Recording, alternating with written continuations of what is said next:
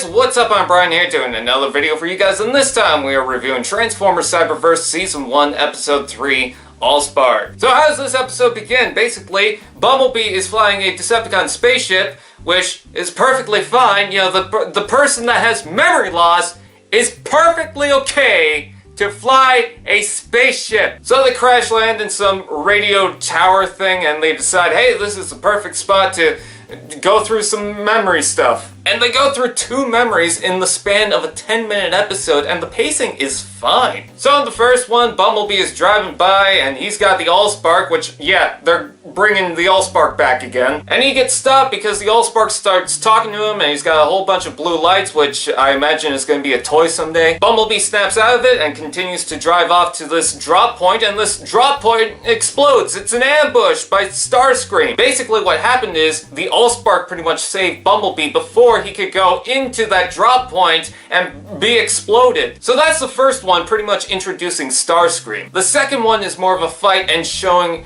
what happened to the Allspark, how it got lost. So there's this damaged space bridge that they're trying to go to, but the Decepticons are flying everywhere, they're shooting the whole bunch of place. There's Starscream, there's Shadow Striker that just kind of shows up and gets beaten. And then, oh no, there's Metatron here too! I will say, Megatron's voice, I can kind of get into. I'm not sure how I feel about it right now, but I feel like I can ease into it. Same with Optimus Prime. I think Optimus Prime is going to take a little bit more time with me though. I'm not expecting Peter Cullen out of this, but there's just something off about it. So yes, we get to see Optimus Prime, and he's rushing to bring the Allspark through the space bridge. Bumblebee has to activate it, and then Windblade is pretty much just there. Grimlock shows up for a second, firing off some missiles and getting shot on the ground. Starscream has these pretty cool little missile things that come from his body, and I like that. Optimus Prime uses the shield thing. So that's what I like about this episode is it's not only introducing some of the characters, but some of the changes, some of the new things that they're bringing into. I think the highlighted character from this episode, and he doesn't really do much, is Soundwave. His voice is not as deep as the original, but it's kind of scary, and I like it. When I first saw the image of Soundwave, I was thinking it looks a little too busy. I'm just not sure how I feel about it. In the show, he's big, he's buff, he's scary, and I love that voice. I'm not a fan of every voice actor choice in this show. I'm not saying they're doing a bad job. I'm just saying that I don't necessarily think each one of them fit that character, but Soundwave?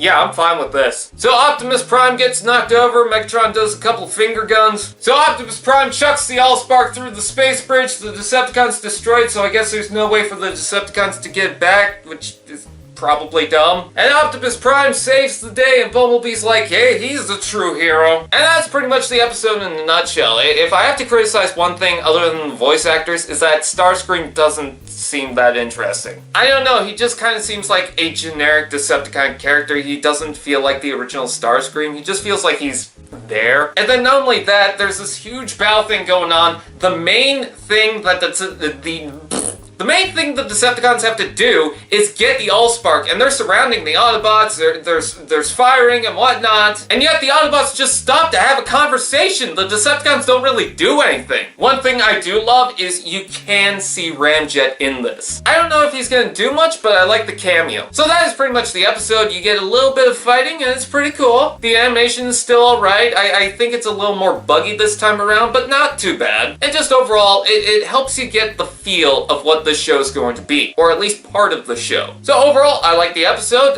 What do you guys think? Please comment below, let me know. Please like, comment, share, subscribe, and all those fun doodads. Check out our merch, and I'll see you guys next time.